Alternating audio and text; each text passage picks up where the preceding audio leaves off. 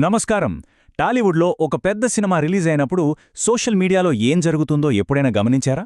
పైకి చూస్తే అదంతా అభిమానంలా కనిపిస్తుంది, కాని లోతుగా చూస్తే అదొక పక్కా ప్లాన్తో, వ్యూహంతో జరిగే యుద్ధం. ఈరోజు మనం ఈ ఆన్లైన్ ఫ్యాన్ వార్స్ వెనుకున్న ప్రపంచమేంటో చూడబోతున్నాం. ఒకే సినిమా, కాని ఒకే టైంలో కొందరు దాన్నే బ్లాక్ బస్టర్ అంటుంటే మరికొందరు డిజాస్టర్ అని ట్రెండ్ చేస్తుంటారు. ఇదెలా సాధ్యం? ఇది అనుకోకుండా జరిగేది కాదు. దీని వెనుక ఒక పక్కా ప్లానింగ్ ఉంది. ఆ ప్లాన్ ఏంటో ఇప్పుడు తెలుసుకుందాం. ఈ ఆన్లైన్ యుద్ధాలు అసలు ఎలా పనిచేస్తాయో అర్థం చేసుకోవాలంటే మనం రీసెంట్గా విడుదలైన పవన్ కళ్యాణ్ ఓజీ సినిమా విషయంలో ఏం జరిగిందో చూస్తే చాలు. సోషల్ మీడియాలో వచ్చిన రెస్పాన్స్ చాలా విచిత్రంగా ఉంది. ఒక్కసారిక్కడ చూడండి, రెండు వేర్వేరు ప్రపంచాలు కనిపిస్తున్నాయి కదా. ఒకవైపు Pawan Kalyan fans OG blockbuster అంటూ సోషల్ మీడియాలో పండగ చేసుకుంటున్నారు. అదే టైంలో ఇంకోవైపు డిజాస్టర్ ఓజీ అనే హ్యాష్ట్యాగ్ కూడా ట్రెండ్ అవుతోంది. ఇవి కేవలం భిన్నాభిప్రాయాలు కాదు, ఇది పక్కాగా ఆర్గనైజ్డ్గా చేస్తున్న ఒక దాడి. అంటే ఇక్కడ పాయింట్ ఏంటంటే, ఈ నెగటివ్ క్యాంపెయిన్ సినిమా క్వాలిటీ గురించో కథ గురించో కాదు. ఇదంతా కేవలం పోటీ.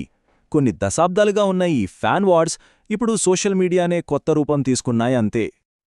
ఈ హ్యాష్ట్యాగ్ల వెనుక కొన్ని దశాబ్దాల అభిమానుల వైరం దాగి ఉంది. దాని హిస్టరీ ఏంటో ఒక్కసారి చూద్దాం. ఈ ఫ్యాన్ గ్రూప్స్ని సింపుల్గా అర్థం చేసుకోవాలంటే వాళ్లను ఐపీఎల్ టీమ్స్ ఫ్యాన్స్ లాగా ఊహించుకోండి.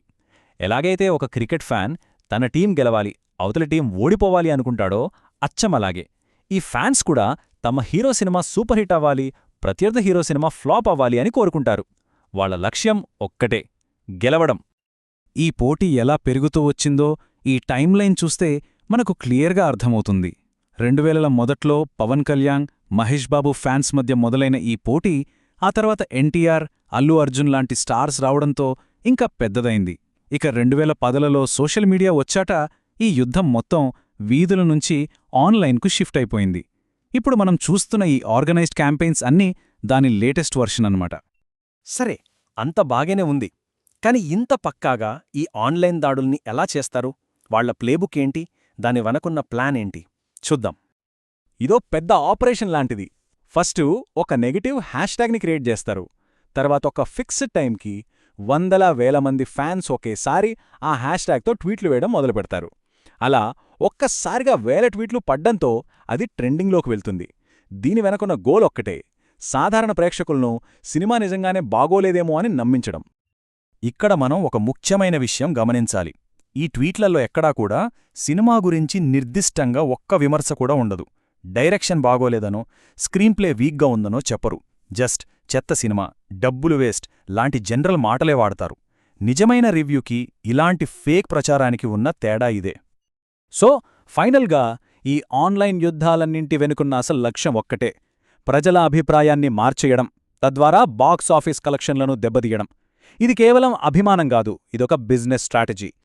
ఈ ఫ్యాన్ వార్స్ ప్రభావం కేవలం ట్విట్టర్ ట్రెండ్స్ వరకే ఆగిపోదు. వీటి ఎఫెక్ట్ ఇండస్ట్రీపైన, మనలాంటి సాధారణ ప్రేక్షకులపైన కూడా చాలా లోతుగా ఉంటుంది.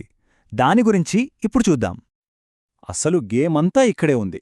చూడండి, సినిమా చూసే వాళ్లలో కేవలం ఒక 15% మంది మాత్రమే కోర్ ఫ్యాన్స్, మరో 15% మంది ప్రత్యర్థి ఫ్యాన్స్. కానీ మిగిలిన 70% మంది న్యూట్రల్ ఆడియన్స్. ఈ ఆన్లైన్ యుద్ధాలన్నీ ఈ 70% మందిని ప్రభావితం చేయడానికే. ఎవరి ప్రచారం బలంగా ఉంటే వాళ్లే ఈ మెజారిటీని తమ వైపు తిప్పుకుంటారు. దీనివల్ల వచ్చే నష్టాలు చాలానే ఉన్నాయి. ఆన్లైన్ వాతావరణం మొత్తం టాక్సిక్గా మారుతుంది. ఏది నిజమైన రివ్యూ, ఏది ఫేక్ ప్రచారమో తెలియక సాధారణ ప్రేక్షకులు కన్ఫ్యూజ్ అవుతారు. ఇక చివరికి ఇది మొత్తం టాలీవుడ్ ఇండస్ట్రీ పరువుకే నష్టం కలిగిస్తుంది. సరే, సమస్యను చూశాం, దాని ఎఫెక్ట్ ఏంటో చూశాం. మరి దీనికి పరిష్కారమేంటి? మనం అభిమానాన్ని చూసే పద్ధతిని మార్చుకోవాల్సిన టైము వచ్చింది. ఇక్కడ మనం అర్థం చేసుకోవాల్సిన కీలకమైన విషయం ఒకటుంది. ఒక హీరోని ఇష్టపడటం తప్పు కాదు, కాని ఆ అభిమానం ఇంకో హీరో మీద ద్వేషంగా, అతని సినిమాని దెబ్బతీసే ఒక క్యాంపెయిన్గా మారినప్పుడే అసలు సమస్య మొదలవుతుంది. మద్దతుకి, విధ్వంసానికి మధ్య ఒక సన్నని గీత ఉంటుంది. ఆ గీత దాటకూడదు. కాబట్టి మార్పు అనేది అభిమానుల నుంచే మొదలవ్వాలి. అభిమానాన్ని హెల్దీగా చూపించాలి. ఒకవేళ సినిమా నచ్చకపోతే ఇలాంటి ద్వేషపూరిత ప్రచారాలు చేయడం మానేసి నిర్మాణాత్మకంగా విమర్శిస్తే అది ఇండస్ట్రీ కూడా మంచిది. చివరగా ఈ ఒక్క ప్రశ్నతో ముగిద్దాం. అభిమానులే సైన్యాలుగా మారిపోయిన ఈ డిజిటల్ యుగంలో ఒక సినిమా గురించిన నిజమైన రివ్యూ కోసం మనం ఎవరిని నమ్మాలి? ఈ ప్రశ్న గురించి ఒక్కసారి ఆలోచించండి.